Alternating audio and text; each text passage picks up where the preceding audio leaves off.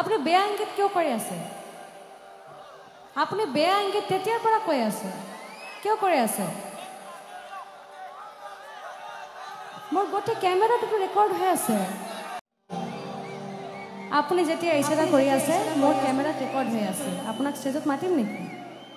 মাতিম আপোনাক ষ্টেজত না পুলিচ মাতিম? কোনটো কৰিম? আপুনি বেয়া ইংগিত কিয় কৰি আছে? আপুনি বেয়া ইংগিত তেতিয়াৰ পৰা কৈ আছে, কিয় কৰি আছে? মোৰ গোটেই কেমেৰাটো ৰেকৰ্ড হৈ আছে। টুপি পিন্ধা মানুহ আপোনালোকে মানে গায়ে হাত তুলিব, মাৰপিট না কৰিব। তেখেতক ওলাই দিয়ে এতিয়াৰ পৰা।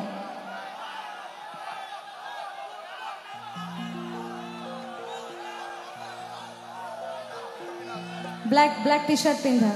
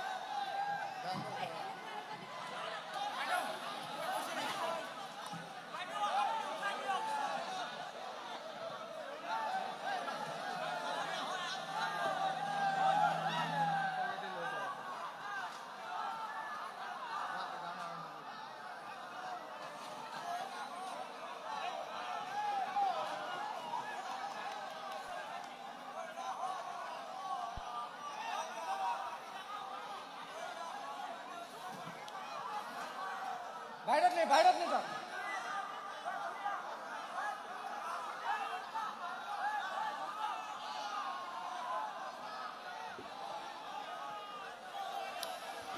মানে